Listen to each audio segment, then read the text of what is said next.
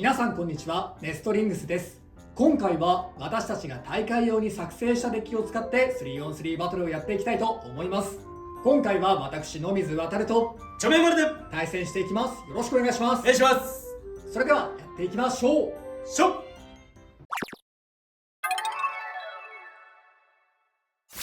はい、ということで今回私野水航が使用するデッキはこちらになります。ファーストベイはフェニックスウィング 360U です。アタックだけではなく対アタックの持久戦も強いフェニックスウィングに新しいパーツのユナイトを使ってみることにしました。まだ新しいパーツなのでどれだけ活躍することができるかは分かりませんが、ボールに近い形状ということで、フェニックスボールというのも結構強いカスタマイズだと思っていたので、今回はこのユナイトでアタックをしながら最後は持久戦を勝つというコンセプトでやってみたいと思います。セカンドベイはバイスタイガー 560P です。こちらも新しく発売されたバイスタイガーを使用してみることにしました。まだ発売して間もないため、バイスタイガーがどれだけのポテンシャルがあるかわかんないので、今回はあえて採用しています。P を使用することで終盤の姿勢保持能力などを高め、バイスタイガーの傾きやすいという欠点を補いつつ、相手にスマッシュ攻撃を与えて相手の姿勢を崩してスピンフィニッシュで勝っていったり、序盤はエクストリームダッシュを利用したアタックでオーバーやエクストリームを狙っていきたいと思います。そして最後、サードベイはウィザードロッド 960B です。こちらのカスタマイズはもう言う必要はないかもしれませんが、非常に安定した今一番流行っていると言っても過言ではないベイになっております。今回はこの 3on3 デッキで戦っていきます。はい、こちらがちょめまるのガチ 3on3 デッキになっております。ファーストベイはドランソード 360HT です。ドランソードがメタルに修正が入ったことによって相手のベイの姿勢を崩しやすいのかなって思ったので、高さのある HT を履かしています。セカンドベイはシャークエッジ 160DB です。こちらは相手のアタックをいなしつつオーバーバーストとかを狙っていけるようなカスタマイズになっております。そしてサードベイがコバルトドレイク 560O です。こちらのカスタマイズも相手の攻撃をいなしたり、また相手の姿勢を崩して最後の持久戦などを粘り強く勝っていけるようなカスタマイズになっております。コロコロコミックで付録になっているドランソードをちょっと試しに使ってみたいなって思って今回ウィザードロッドを抜いてドランソードにしています。今回はこの3機でバトルをしていきます。それじゃあ早速やっていきましょう。まずシュートポジションを決めるじゃんけんをします。最初はグー、じゃんけんぽい。あいこでしょ。ライトサイドで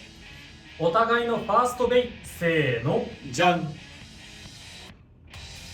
ェニックスウィング 360U。 ドランソード 360HT。 ファーストバトルレディーセット、3、2、1、ゴーシュ。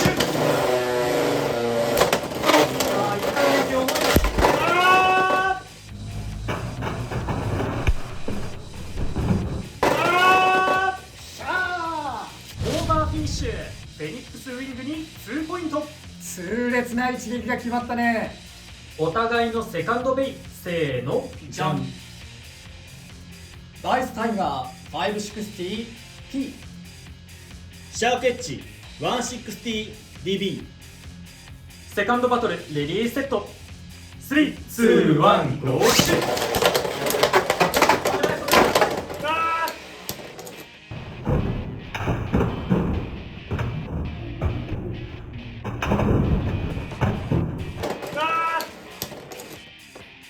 バーストフィニッシュ。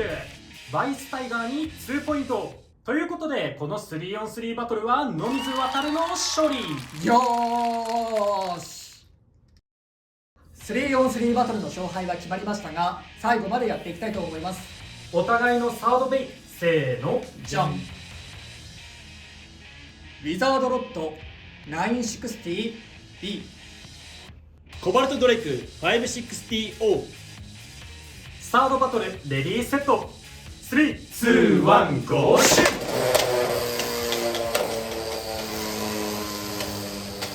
逆走うまく決まって、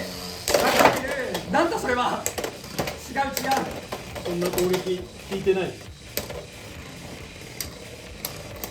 さこっからちょっと傾き始めてるロッドが怖いね。960姿勢戻せないかもしれない。こっから頑張って。いやー、これ姿勢が戻らない。いいね。姿勢が戻らないと。ナイス。スピンフィニッシュ。コバルト・ドレイクに1ポイント。なんとか一勝。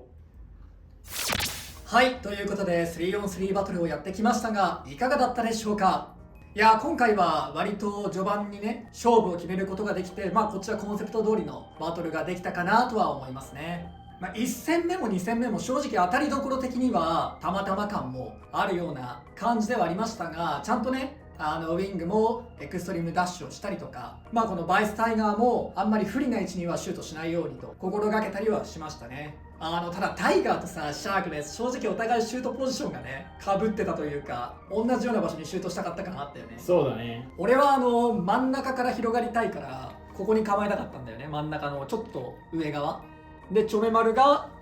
ここだもんね。でチョメマルはここに置いてこの辺にすぐ行くようにして、アタックするなり最初の大きく逆走するなりを狙ってたんだけど、そうね、逆に俺は相手にとって有利なポジションを取られたくないし、あとこの辺でシュートするとさ、どうしても直接当たってそのままオーバーとかもありえるから、だから是が非でもこっちが良かったんだけど、そうなると結構喧嘩じゃないけどそうだね、取り合いがね先に置いた方がとかさ、なんかちょっといろいろあるかもねっていう。そこら辺もねちょっと難しいよね。そうね、俺がもうちょっと譲歩してこう持つとかはあったかもしれない。ただね、こう持つとね飛ぶ位置が変わるんだよね。そうだね、結局ね。あとこのストリングってさ、結構引き終わった後にさ、下手すると引いた方、こっち今だと画面の下側の方にさ、そのまま勢いよくベイが飛んでっちゃうこともあるんだよね。うまくシュートできないと。でそのままここにボーンって入ったりとかもしちゃうから、できればこうがいいんだよね。ちょっとその辺のシュートの位置は今回大事だったかもね。でも動画内でチョメマルのシャークエッジがバーストしたの初めてかな。かもしんないね、確かにあんま見ないよね。意外とバーストしないというか。そうなんだよね。意外とDB 履かしていてもチョメマルのシャークエッジバーストしないから、動画を見返したらもしかしたら下から上に突き上げるようなね当たり方をしちゃっているとかはあったかもしれないけど、場合にはよるけど、バイスもちゃんとね相手をバーストしたりオーバーする攻撃力があるよってことは見せることができたかな。そうだね。いやでも個人的に悔しいのはやっぱり最後のウィザードロッド対コバルトドレイクかな。以前ねコバルトドレイクの王はウィザードロッドの姿勢を崩してスピンフィニッシュで勝つことができるよっていう話をチョメマルはしてたと思うけど、今回はまさにそれが綺麗に決まった形になったね。そうだね。なんとかコンセプト通りの動きをできたかなと思って。そうね、最後はそこはもう起き上がれなかったな。綺麗に下に叩きつけられてそのまま失速しちゃったね。でももしかしたらノミズ氏のウィザードロッドが360とかだったら、ワンチャンそっちの方が勝ってるのかなっていうのもあるかもしれない。そうね、960は特に姿勢を崩しやすいっていうところがあるから、それはちょっとね、読み負けというかカスタマイズの差は出たかもしれないね。あとね、チョメマル今回はウィザードロッド使ってないんだけど、やっぱね 3on3 バトルのデッキの中にやっぱ安定感を求めるんだったらウィザードロッドはやっぱ入れといた方がいいのかなっていう今回の反省点。そうね、ちょっとねドランソードがコロコロの付録になってちょっと使ってみたいなと思ったからウィザードロッドを抜いてね使ってみたんだけどね、やっぱ安定感を求めるんだったらロッドもやっぱ視野に入れといた方がいいなって思いました。でもたまに大会の結果とか見たりするとさ、インターネット上に上がってるロッド入ってませんみたいな結構思い切ったデッキの方もいるんだよね。フェニックス、シャーク、バスターとか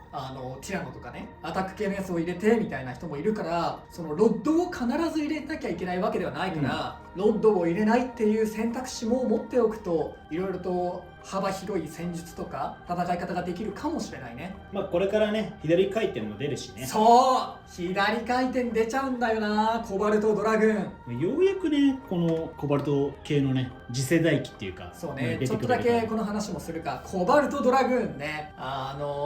左回転のベイが出てくるので、今後送り合いっていうのがね発生するようになるんだよね。右回転のベイと左回転のベイがお互い結構弾き合わずに真ん中とかで当たり続けると、お互いの回転力が大体同じぐらいになるっていう現象が発生して、最後まで姿勢を保っていた方、あるいはちょっと弾かれて外出ちゃった方が先に失速して負けるみたいな、そういう持久戦も出てくるから、これロッド一強環境はちょっと変わるかもね。もしかしたらコバルトドラグーンが出たことによってロッドなくてもいけるんじゃないのっていう。もしね、ドラグーンと倒れづらいビット、うん姿勢を整えやすいようなビットを合わせた状態でロッドと勝ち合うと、そのロッドが先に倒れちゃうみたいな場合ももちろんありえるから、そうね、ドラグーン楽しみだね。あれが出てきたら今の環境ちょっと今ね、閉塞感みたいな、だいぶ固まっちゃってるよっていう感じがするんだけど、それも変わるかなっていう感じはしますね。いやでも今回はフェニックスウィングにユナイト、そしてバイスタイガーと新パーツを使って勝てたってのはいいことだなと思いました。ということで、この動画が良かったらグッドボタンとチャンネル登録よろしくお願いいたします。それではまた次の動画でお会いいたしましょう。バイバイ。バイバイ。